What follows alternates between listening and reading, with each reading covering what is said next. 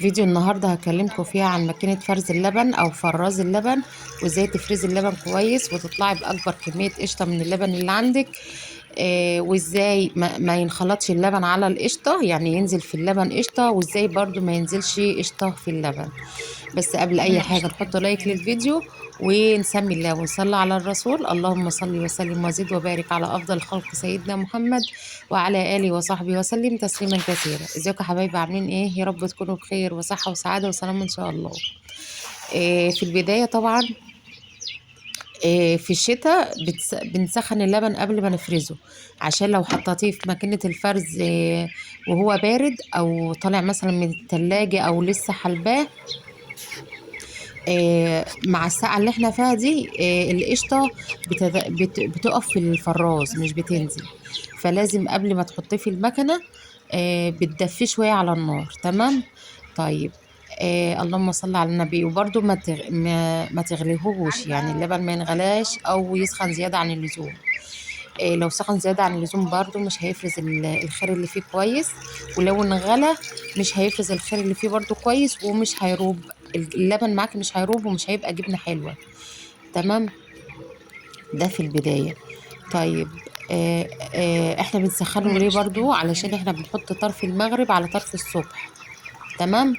لو انت طالعه من تحت البهايم على انا مكنه بقى من الفرز ناحية على ورا كده طول مش من كده ضروري اهو عشان تسخني، يجي لان تحت. كده كده اللبن بيبقى نازل من الضرع سخن. تمام. ده في البدايه. طيب. اهم حاجه برضو في الموضوع كله تركيب الفراز كويس، انك تركبي الفراز بالطريقه الصحيحه، ده اهم حاجه في الموضوع. طيب نركبه ازاي؟ انا ما رضيتش اطول عليكم الفيديو هنا واجيب لكم طريقة التركيب، بس منزله فيديو مخصوص لتركيب الفراز. لو عايزينه اكتبوا له في الكومنتات وانا هحط لكم اللينك على طول في الكومنت بتاعكم، اللينك بتاع الفيديو اللي هتسمعوه. تمام. طيب. هنا بقى نظبط معيار اللبن. تظبطي معيار اللبن زي ما انتم شايفين كده، تملي الحوض على الاخر وتوقفي بقى الحنفية بالمعيار المظبوط زي ما انتم شايفين كده، تنزل بحيث ان هي ما تقلش في الحوض وما تبقاش كتيرة ان هي تصر من الحوض. هنا بنظبط المعيار من الحنفية بتاعت الحلة دي. تمام. ظبطت المعيار، ايدك بقى وانت شغالة ايدك تبقى ميزان واحد، وانت بتدوري المكنة تبقى ميزان واحد. لا تسرعيها قوي ولا تبطئيها قوي. لو بطأتيها القشطة هينزل فيها لبن، لو بطأت ايدك القشطة هينزل فيها نسبة لبن. طيب لو سرحتها برضو زيادة عن اللزوم هتحبسي القشطة في الفراز ومش هتنزل معاك القشطة كويسة، واحتمال تخلط على اللبن. تمام. فانت ايدك زي ما انت شايفين، انا ايدي شغالة ازاي يعني، بصوا اهو، زي ما انتم شايفين كده، لا تسرعيها ولا تبطئيها. كده ضمننا قدام ربنا ان ما ينزلش خير في اللبن ولا ينزل لبن في القشطة. طيب اللهم صل وسلم وبارك على نبينا محمد. زي ما قلت لكم، اللي عايز تركيب الفراس يكتب لي في التعليقات وانا هبعت له اللينك على طول. بعتذر لكم عن الدوشه اللي كانت شغاله حواليا في اول الفيديو. طبعا احنا هنا واقفين بناخد دور، يعني مكنة الفرز دي حطينا كده، كل واحدة بتاخد علام. احنا ما شاء الله كم واحدة في البيت يعني، فكل واحدة بتاخد علام واللي بتخض التانيين قاعدين مستنيينها، انتوا فاهمين. فتلاقوني طول الوقت واقفة بتكلم معاهم، يعني هم خلف الكاميرا واقفين نتكلم مع بعض. بيبقى ايه قعدة المكنة دي؟ ما اقولكوش يعني. معروف ان قعدة المكنة دي بنقال فيها كل اخبار البلد في الوقت ده. الله المستعان.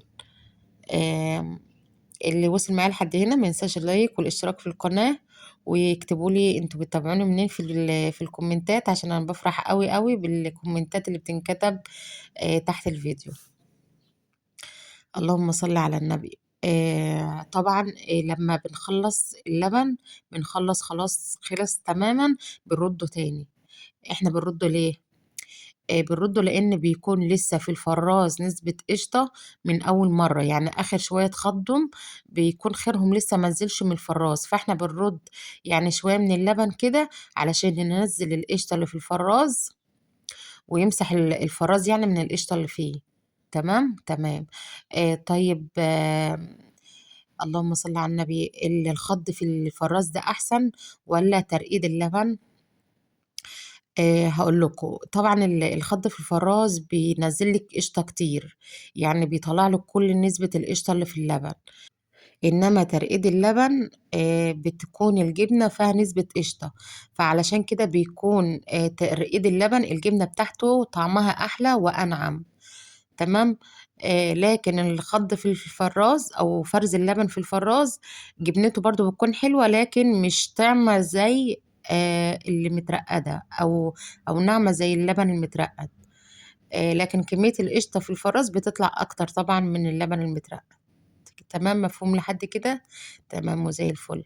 طبعًا زي ما أنتم شايفين الناحية اللي فيها اللي نازل اللبن بتكون أكتر طبعًا من القشطة، وأول ما القشطة بتقطع معانا ما بتنزلش زي ما أنتم شايفينها كده، خلاص بيبقى كل اللبن اتفرز أو كمية القشطة اللي في اللبن كلّها نزلت، تمام. تمام.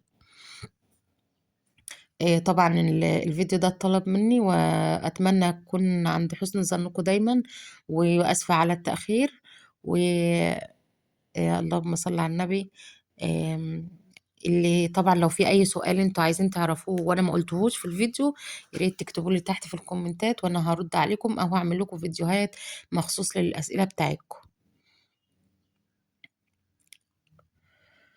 اللهم صل وسلم وزد وبارك على أفضل خلق سيدنا محمد وعلى آله وصحبه وسلم تسليما كثيرا. باحاول أفتكر أي سؤال اتقال لي ولكن الذاكرة ممسوحة تمامًا، فالله المستعان. لو طلبتوا أي حاجة اكتبوا لي في الكومنتات زي ما قُلت لكم وأنا هارُد عليكم.